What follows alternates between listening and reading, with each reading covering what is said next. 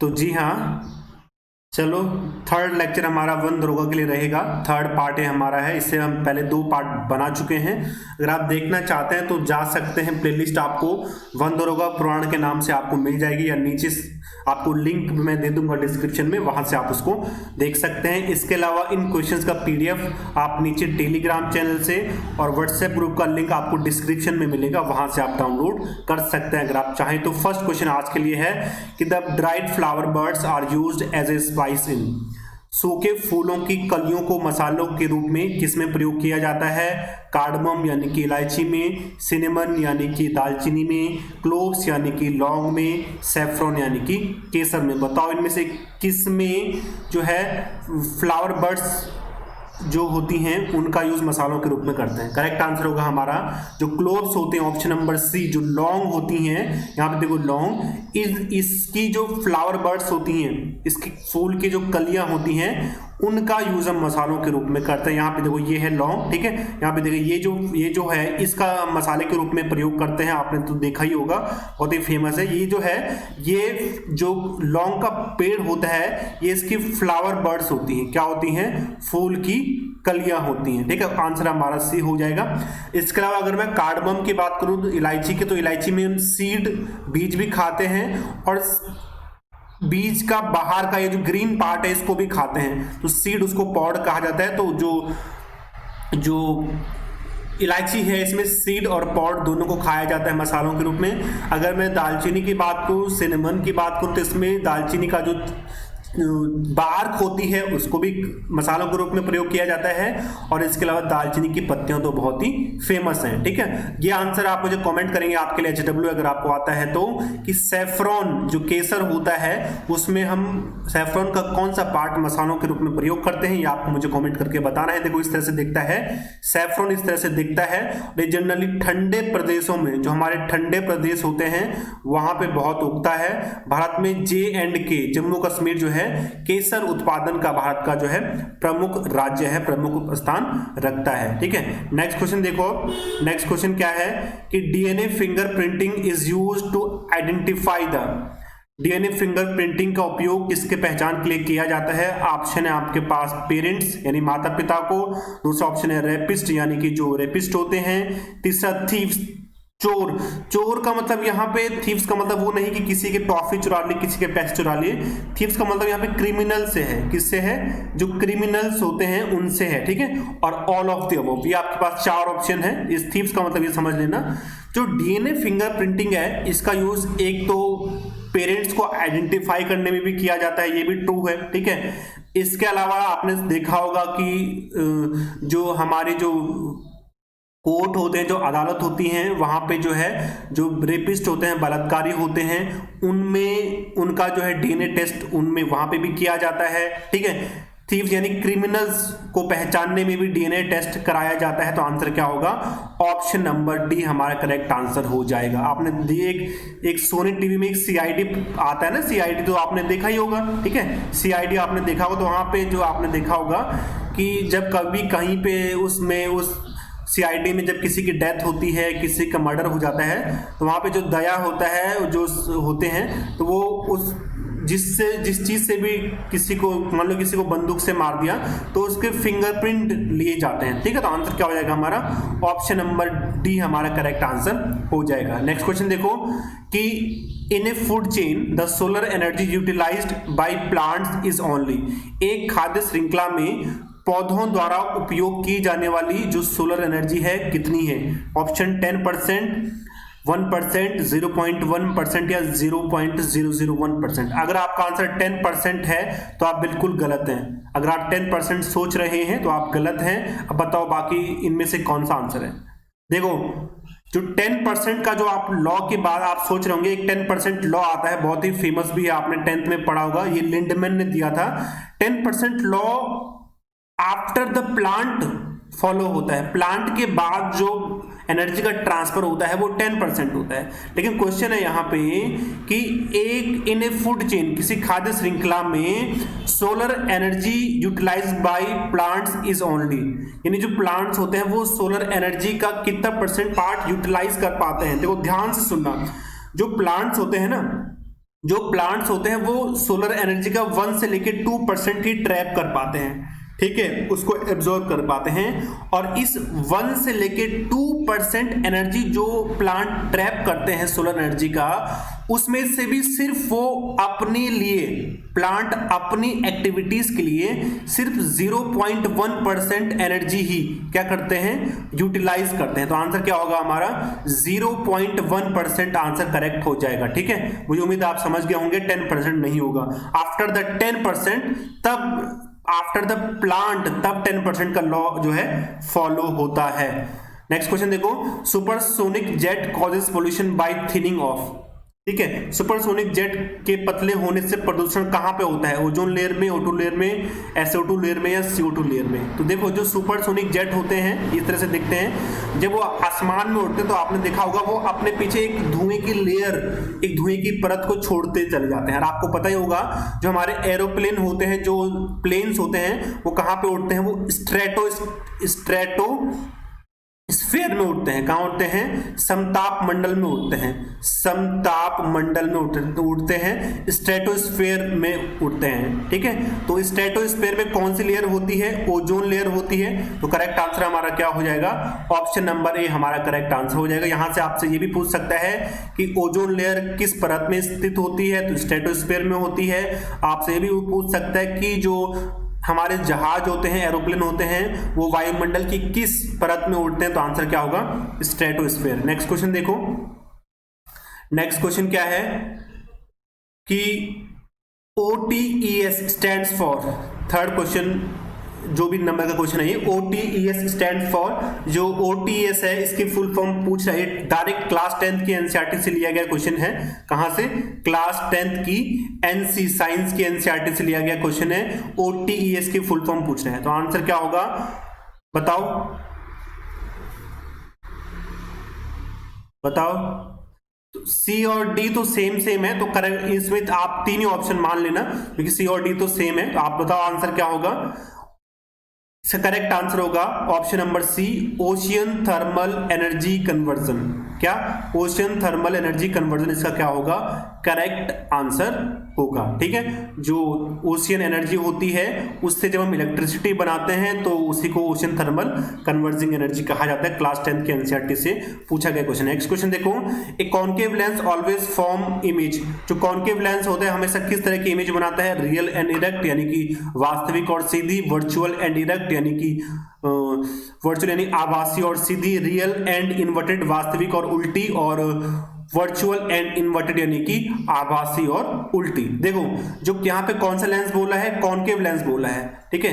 कौन सा लेंस बोला है, कॉनकेव लेंस बोला है। यहाँ पे देखो ये है कॉनकेव लेंस, ये है कॉन्वेक्स लेंस। आपको पता ही होगा कि जो कॉनकेव लेंस होता है वो कुछ इस तरह से दिखता है। अब सही से बनेगा नहीं क्योंकि मैं यहाँ पे जो ये डिजिटल पेन यूज कर रहा हूं, तो यहाँ पे थोड़ा सा दिक्कत हो सकती है बनाने में, ठीक है। तो ये कॉनकेव लेंस है हमारा, कौन सा लेंस है ये, कॉनकेव लेंस है। इससे जो इमेज बनती है, आपको पता है कि कॉनकेव लेंस की खास बात होती है, ये लाइट रेस को क्या करता है, डाइवर्स कर लेता है, फैला देता है। कैसा कर देता है ये फैला देता है, ये फैलाने का काम करता है। इसीलिए जो कॉनकेव लेंस होता है इसको हम डाइवर्जिंग लेंस भी बोलते हैं। क्या बोलते हैं, डाइवर्जिंग लेंस भी कहते हैं कॉनकेव लेंस को, ठीक है। जबकि जो कॉन्वेक्स लेंस होता है, जो कॉन्वेक्स लेंस होता है वो हमेशा क्या करता है, प्रकाश किरणों को, ये प्रिंसिपल एक्सिस है, ये प्रकाश किरणों को क्या करता है, किसी एक बिंदु पे क्या करता है, इकट्ठा कर लेता है, किसी एक बिंदु पे आपतित करा देता है। इसलिए इस कॉन्वेक्स लेंस को हम क्या बोलते हैं, कन्वर्जिंग लेंस बोलते हैं। क्या बोलते हैं, कन्वर्जिंग लेंस बोलते हैं। कन्वर्ज मतलब एक जगह पे इकट्ठा करना। तो जो कॉनकेव लेंस होता है वो हमेशा कैसा इमेज बनाता है, वो हमेशा बनाता है कैसा, वर्चुअल एंड इरेक्ट। कैसी इमेज बनाता है, वर्चुअल एंड इरेक्ट। ध्यान रखना जब कभी भी वर्चुअल इमेज बनती है तो वर्चुअल इमेज हमेशा इरेक्ट ही बनती है, ठीक है। वर्चुअल के साथ हमेशा इरेक्ट आना चाहिए और रियल के साथ हमेशा इन्वर्टेड आना चाहिए। तो कॉनकेव लेंस हमेशा वर्चुअल एंड इरेक्ट इमेज बनाता है, जबकि जो कॉन्वेक्स लेंस होता है वो maximum real and inverted image बनाता है। लेकिन कभी कभी एक दो ऐसी कंडीशन रहती हैं जब वो कभी क्या बनाता है, कॉन्वेक्स लेंस वर्चुअल भी बना सकता है, लेकिन मैक्सिमम टाइम हमेशा रियल एंड इन्वर्टेड इमेज बनाता है। नेक्स्ट क्वेश्चन देखो, मुझे उम्मीद है आप इसको क्लियर हो गया होगा आपको। नेक्स्ट क्वेश्चन देखो कि vitamin requires cobalt for its activity, the vitamin is, यानी वो कौन सा विटामिन है जिसको अपनी काम एक्टिविटी करने के लिए, जिसको एक्टिवेट होने के लिए जो है कोबाल्ट की आवश्यकता होती है। किस कोबाल्ट की आवश्यकता होती है बताओ। ऑप्शन आपके पास vitamin B12, vitamin D, vitamin B2 और विटामिन ए। इसका करेक्ट आंसर हो जाएगा ऑप्शन नंबर ए। कौन सा? ऑप्शन नंबर ए एक ऐसा विटामिन है, यानी कि विटामिन B12 एक ऐसा विटामिन है जिसको एक्टिवेट होने के लिए कोबाल्ट की आवश्यकता होती है। किसकी? कोबाल्ट की आवश्यकता होती है। देखो जो विटामिन B12 होता है इसका केमिकल नाम भी कुछ ऐसी है, देखो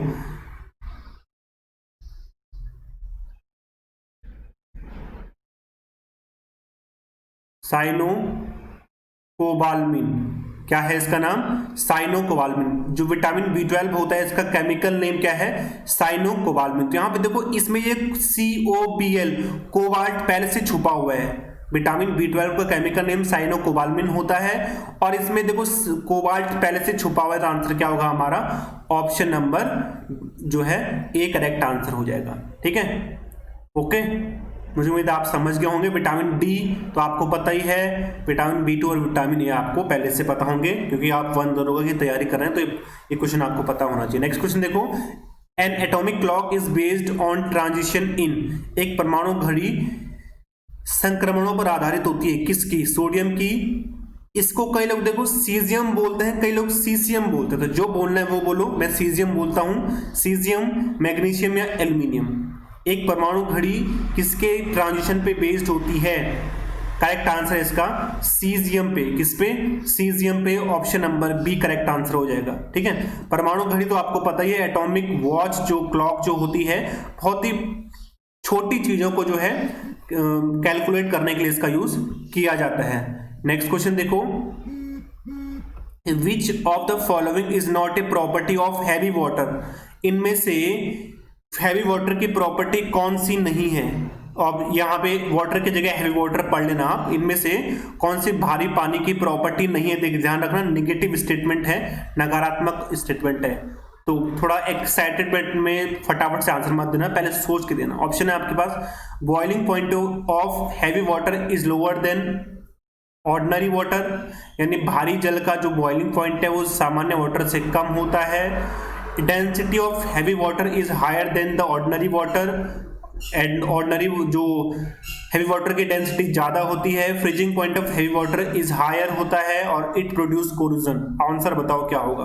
देखो जो हैवी वाटर होता है इसको हम ड्यूटेरियम ऑक्साइड बोलते हैं। क्या बोलते हैं? ड्यूटेरियम ऑक्साइड बोलते हैं। फॉर्मूला क्या होता है? D2O होता है। जो हाइड्रोजन के 3 समस्थानिक होते हैं, 3 आइसोटोप्स होते हैं, कौन कौन से?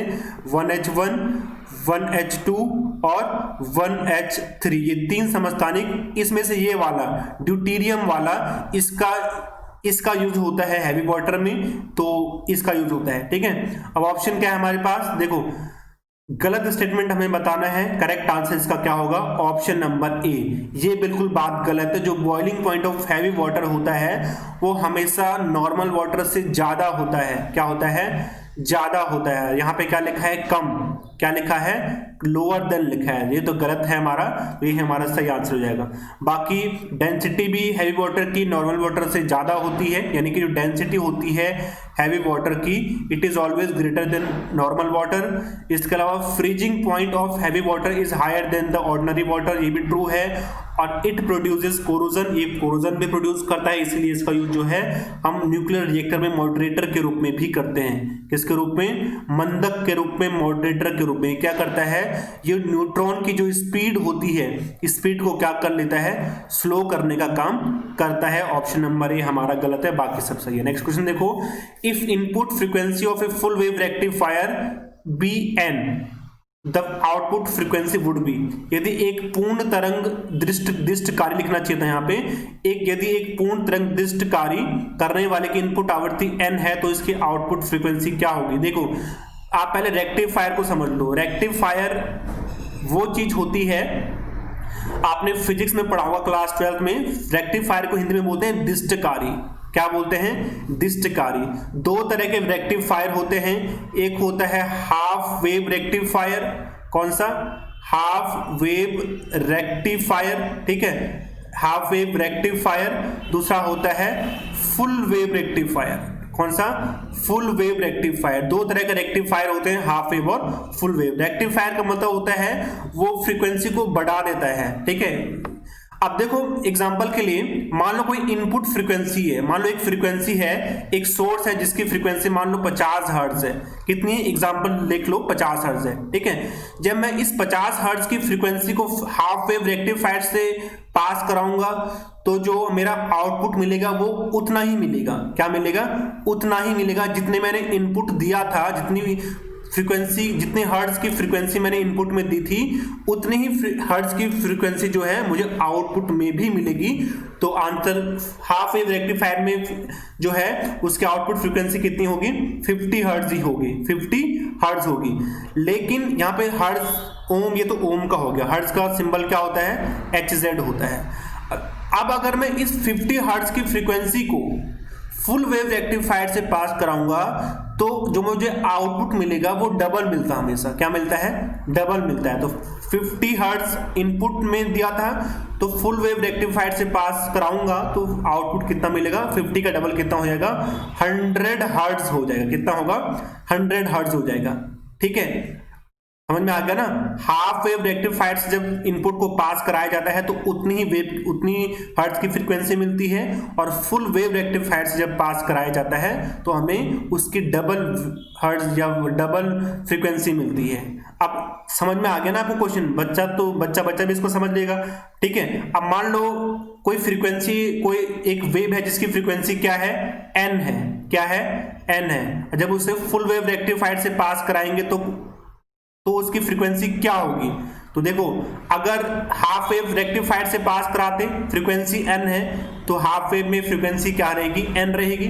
अगर फुल वेव से कराते तो जब फ्रीक्वेंसी n है तो डबल हो जाएगी, तो n का डबल कितना हो गया? 2n। आंसर क्या होगा हमारा? ऑप्शन नंबर डी हमारा करेक्ट आंसर हो जाएगा। इंपॉर्टेंट क्वेश्चन है, इसको स्टार मार्क करना, ठीक है।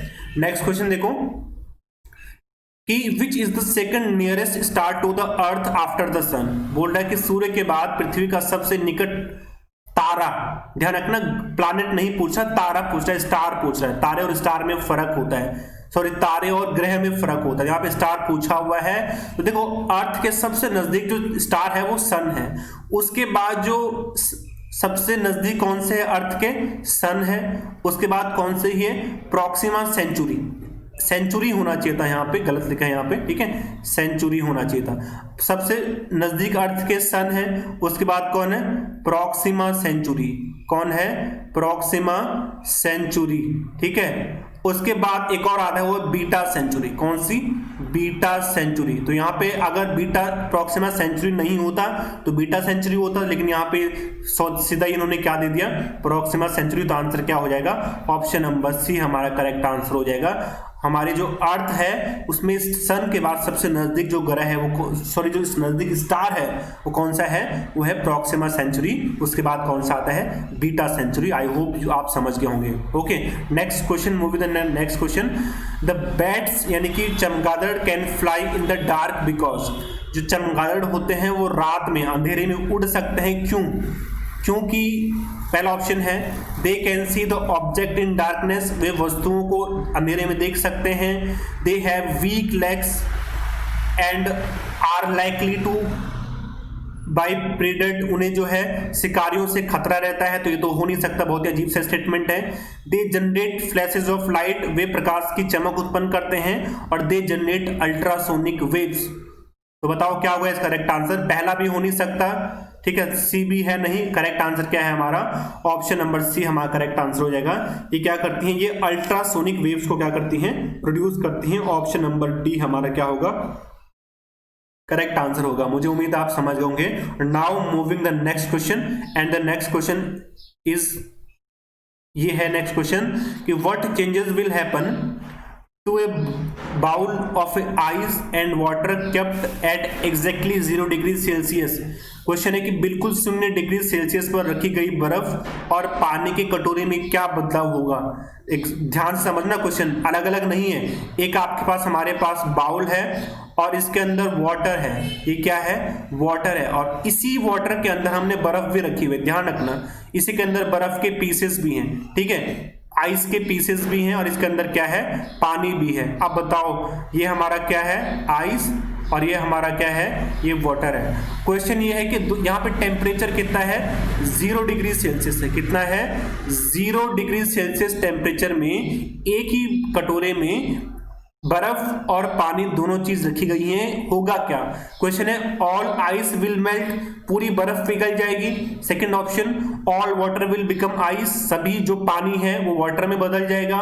नो चेंज विल हैपन, कोई चेंज नहीं होगा। या फिर ओनली आइस विल मेल्ट, सिर्फ बर्फ पिघल जाएगी। तो अगर आपका आंसर ये है कि सारा जो पानी है वो बर्फ में बदल जाएगा तो आप गलत हैं बिल्कुल, ठीक है। आप बताओ तीनों में से ऑप्शन राइट आंसर क्या होगा।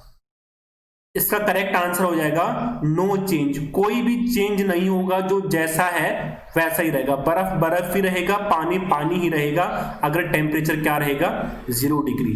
ऐसा इसलिए होगा क्योंकि इस कंडीशन में जो ये सिस्टम है ये इक्विलिब्रियम में आ जाएगा।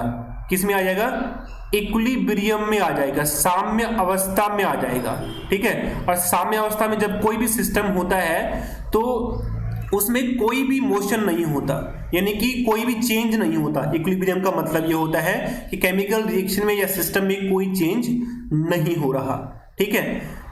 होता ये है कि जो हमारा वाटर का जो फ्रीजिंग पॉइंट होता है क्या होता है, 0 डिग्री सेल्सियस, और जो आइस का जो मेल्टिंग पॉइंट होता है वो भी 0 डिग्री सेल्सियस होता है। ध्यान रखना, वाटर का फ्रीजिंग पॉइंट कितना होता है, 0 डिग्री सेल्सियस, और वाइट जो आइस है, जो बर्फ है, इसका मेल्टिंग यानी मेल्टिंग पॉइंट कितना होता है, 0 डिग्री सेल्सियस। तो इस तरह से दोनों जो है वाटर और आइस आपस में इक्विलिब्रियम में रहेंगे, ना तो पानी बर्फ में बदलेगा ना बर्फ पानी में बदलेगा, इसलिए क्या होगा, नो चेंज विल हैपन, जो जैसा है वैसे ही रहेगा।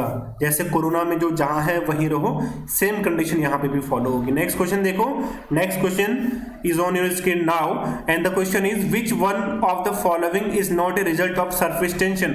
इनमें से कौन सा सरफेस टेंशन का कारण नहीं हो सकता। नॉट लिखा है तो नेगेटिव स्टेटमेंट है, ध्यान से देखना। सरफेस टेंशन का कारण क्या नहीं हो सकता, nearly spherical drop of A rain, यानी जो वर्षा की बूंदें वो गोल हो जाती हैं। कैपिलरी राइज, किसी का उन्नयन। Removal of dirt by soap और डिटर्जेंट, या फिर फ्लो ऑफ लिक्विड। आंसर बताना आपको कौन सा होगा। इसका करेक्ट आंसर है हमारा क्या होगा, ऑप्शन नंबर जो है डी करेक्ट है। ये जो है सरफेस टेंशन से रिलेटेड नहीं है, बाकी तीनों के तीनों सरफेस टेंशन से रिलेटेड है। देखो सरफेस टेंशन होता क्या है, पहले ये समझ लो, थोड़ा सा बेसिक चीज समझ लो। मान लीजिए एक हमारे पास एक कंटेनर है और इसके अंदर पानी के मॉलिक्यूल्स हैं, ठीक है। इसके अंदर क्या है, पानी के कुछ मॉलिक्यूल्स हैं। तो आपको पता ही है कि जो इस सिस्टम है, ये ऊपर वाली जो लेयर होती है सरफेस है, ये क्या है, सरफेस पे जो मॉलिक्यूल्स होते हैं, सरफेस के मॉलिक्यूल्स हमेशा कहाँ आना चाहते हैं, वो इवेपोरेट होकर बाहर आना चाहते हैं। कहाँ आना चाहते हैं, इवेपोरेट होकर बाहर आना चाहते हैं। लेकिन तब तक इस कंटेनर के अंदर जो वाटर के मॉलिक्यूल्स हैं, इन वाटर के मॉलिक्यूल्स, ये वाटर के मॉलिक्यूल्स आपस में एक दूसरे को फोर्स ऑफ अट्रैक्शन से खींचते हैं। ये इसको एग्जांपल के लिए ये वाटर, इस वाले को कंसीडर करना है। बहुत सारे मॉलिक्यूल रहते हैं, इस बीच वाले को देखो, जैसे कि इसको, इस वाले मॉलिक्यूल को ये भी खींच रहा है, ये भी खींचेगा, ये भी खींचेगा, ये भी खींचेगा, ये भी खींचेगा। तो और जो ऊपर वाले मॉलिक्यूल्स हैं, इनको सिर्फ नीचे से खींच रहे हैं, ऊपर से खींचने वाला इनको कोई नहीं है, ठीक है। तो इसीलिए जो है जब इवेपोरेशन की प्रोसेस होती है तो सबसे पहले जो है सरफेस के मॉलिक्यूल ही इवेपोरेट होते हैं, क्योंकि उन पे जो लगने वाला फोर्स है वो कम से कम होता है, ठीक है। इसीलिए जो है सरफेस पे लगने वाले इस फोर्स को हम क्या बोलते हैं, सरफेस टेंशन का मतलब फोर्स से है। टेंशन का मतलब सरल भाषा में अगर मैं आपको कहूं तो क्या है, फोर्स से होता है। यूनिट लेंथ में जो फोर्स लगता है उसी को हम सरफेस टेंशन कहते हैं, ठीक है। क्या बोलते हैं, सरफेस टेंशन बोलते हैं, क्योंकि ये फोर्स जो है सरफेस पे लगता है, इसलिए इसको सरफेस टेंशन बोलते हैं। जो बारिश की बूंदें गोल होती हैं वो भी सरफेस टेंशन के कारण होती हैं। कैपिलरी फोर्स, कैपिलरी राइज का मतलब होता है जो प्लांट्स होते हैं, प्लांट्स के रूट जब जो है वाटर एब्जॉर्व करते हैं मिट्टी से, तो वो भी जो है वो कैपिलरी फोर्स का एग्जांपल है, वो भी सरफेस टेंशन के कारण होता है। रिमूवल ऑफ डर्ट भी सरफेस टेंशन है, लेकिन flow of liquid surface tension नहीं होता। ये विस्कोसिटी का एग्जांपल है। किसका है? विस्कोसिटी का एग्जांपल है ये। ऑप्शन नंबर डी हमारा करेक्ट आंसर है। ठीक है, नेक्स्ट क्वेश्चन क्या है कि energy is required for a maintenance of life, it is obtained by the process called. जीवन बनाए रखने के लिए जो हम एनर्जी लेते हैं वो किस प्रोसेस से जो है लेते हैं? ऑप्शन है आपके पास मेटाबॉलिज्म के द्वारा, फैगोसाइट्स के द्वारा, फोटो रेस्पिरेशन के द्वारा, डीकम्पोजिशन के द्वारा। डीकम्पोजिशन तो हो नहीं सकता क्योंकि डीकम्पोजिशन कौन करता है? माइक्रो ऑर्गेनिज्म करता है। फैगोसाइट भी हो नहीं सकता क्योंकि फैगोसाइट में क्या होता है, जो हम जो है फूड के पार्टिकल्स हम नहीं, जो जैसे अमीबा हो गया, जब वो फूड पार्टिकल्स सॉलिड पार्टिकल जो इनटेक करता है उसी को फैगोसाइट्स कहा जाता है, और लिक्विड को इनटेक करने को पिनोसाइट कहते हैं। तो ये तो हो नहीं सकता। फोटो रेस्पिरेशन भी हो नहीं सकता। आंसर क्या होगा हमारा? ऑप्शन नंबर ए हमारा करेक्ट आंसर हो जाएगा। जो हमारी लाइफ को चलाने के लिए जो एनर्जी चाहिए होती है वो हमें कहाँ से मिलती है? मेटाबॉलिज्म से मिलती है। क्या मिलती है? मेटाबॉलिज्म से मिलती है। जो भी हम खाना पीना खाते हैं वो मेटाबॉलिज्म से ही उसका जो है उसी प्रोसेस के थ्रू हमें वो एनर्जी मिलती है, डाइजेशन उसका होता है। नेक्स्ट क्वेश्चन देखो, optical fibre through bent in any manner allow light to pass through, what is the inference that can drawn from it. ये बोल रहा है कि प्रकाशिक तंतु, आपने फिजिक्स में पढ़ा हुआ 12th में, जब किसी प्रकाशिक तंतु को किसी भी रूप में मोड़ दिया जाता है, मान लो उसको आपने ऐसा मोड़ दिया, ऐसा कर लिया, ऐसा कर लिया, जब उससे प्रकाश जो है पास किया जाता है तो ये किस घटना को रिप्रेजेंट कर रहा है? ये इसका करेक्ट आंसर हो गया ऑप्शन नंबर डी। कौन सा? Option number D, light can travel through the Fyers नहीं, फाइबर्स होना चाहिए, गलत है यहाँ पे, फाइबर्स होना चाहिए। क्या होना चाहिए? Fibres, due to the multiple total internal reflection. क्या होगा? यानी total internal reflection, total internal reflection, पूर्ण आंतरिक परावर्तन के कारण ऑप्टिकल फाइबर से जो है प्रकाश जो है ट्रेवल करता है। ठीक है, आपने फिजिक्स में पढ़ा हुआ क्लास 12th में। ठीक है, तो आंसर क्या होगा हमारा? Option number D correct answer हो जाएगा। नेक्स्ट क्वेश्चन है कि which one among the following happens when a swing मतलब झूला rises to a certain height from its rest position. जब कोई झूला अपनी विरामावस्था से किसी निश्चित ऊंचाई तक जाता है तो निम्नलिखित में से कौन सा एक कथन ट्रू है? ऑप्शन है it's potential energy decreases while kinetic energy increases. इसकी जो पोटेंशियल एनर्जी है, जो स्थितिज ऊर्जा है वो कम होती है और गतिज ऊर्जा बढ़ती है। इट्स काइनेटिक एनर्जी डिक्रीजेस, इसकी काइनेटिक एनर्जी कम होती है, पोटेंशियल एनर्जी बढ़ती है। बोथ, दोनों एनर्जी घटती हैं या दोनों एनर्जी बढ़ती हैं। देखो बहुत ही सिंपल सा क्वेश्चन है, बहुत ही सिंपल सा इसका आंसर भी होना चाहिए। होता यह है, पहले आपको ये दो बातें पता होनी चाहिए कि दो बातें क्या पता होनी चाहिए? जो पोटेंशियल एनर्जी है, किसी भी सिस्टम की जो पोटेंशियल एनर्जी होती है वो इसकी हाइट के कारण होती है, ऊंचाई के कारण होती है। जो इसकी काइनेटिक एनर्जी होती है वो इसकी मोशन के कारण होती है, उसकी गति के कारण होती है। ठीक है, उसकी गति के कारण होती है। सिंपल सा क्वेश्चन है कि जब कोई झूला है, मान लीजिए कोई झूला है, एक ये झूला है हमारे पास, ठीक है, अब मैंने इसको कहे अभी ऊंचाई पे है, ठीक है, नीचे से उसको ऊपर की तरफ भेजा, ठीक है, ये अभी यहाँ पे था, मैंने इसको ऊपर की तरफ भेज दिया। झूले कुछ भी एग्जांपल ले सकते हैं आप, एक रस्सी पे पत्थर बांध के उसका भी एग्जांपल ले सकते हैं। ठीक है, अब ये ऊपर गया तो बोल रहा है कि इस दौरान जो एनर्जी का कन्वर्जन हुआ, किस तरह से एनर्जी किस में चेंज हुई। होता ये है कि देखो जब हमने ये पत्थर था, एग्जाम्पल के लिए पत्थर ले लो, ये झूला था, पत्थर था, जब हमने इसको यहाँ पे था, धीरे धीरे जब ये ऊपर गया तो काइनेटिक एनर्जी धीरे धीरे कम होती है। हाइट बढ़ने के साथ काइनेटिक एनर्जी कम होती है। काइनेटिक जो एनर्जी है वो क्या होगी? डिक्रीज होगी। क्या होगी? डिक्रीज होगी। जैसे जैसे हाइट बढ़ेगी काइनेटिक एनर्जी डिक्रीज होगी। अब जैसी अभी देखो ये यहाँ पे था, जैसे जैसे हाइट बढ़ेगी, कोई वस्तु जितनी ज्यादा हाइट पे होती है, पोटेंशियल एनर्जी जो है हाइट बढ़ने के साथ क्या होती है? इंक्रीज होती है। क्या होती है? इंक्रीज होती है। देखो क्या हो रहा है, जैसे जैसे ऊपर जा रहे हैं काइनेटिक एनर्जी कम हो रही है क्योंकि हाइट बढ़ रही है, और पोटेंशियल एनर्जी इंक्रीज होगी क्योंकि हाइट क्या हो रही है? बढ़ रही है। आंसर क्या होगा हमारा? ऑप्शन नंबर जो है बी काइनेटिक एनर्जी डिक्रीज होगी, पोटेंशियल एनर्जी क्या होगी, इंक्रीज होगी। ठीक है, सिंपल सी बात है, कोई इसमें झंझट की बात है नहीं। और शायद आज के लिए लास्ट क्वेश्चन भी होगा कि which of one of the following is used as making gunpowder, जो है बारूद बनाने के लिए इनमें से किसका यूज करते हैं। जो बारूद के अंदर जो हम विस्फोटक भरा हुआ होता है उसमें जनरली नाइट्रेट का यूज होता है। किसका होता है, नाइट्रेट का, कार्बन का, सल्फर का, इनका जनरली मेन यूज होता है।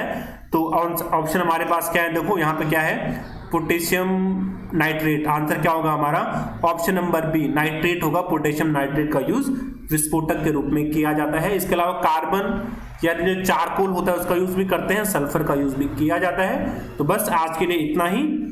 आपको कैसा लगा वीडियो तो बताएं मुझे जरूर। Thanks for watching always, God bless you all.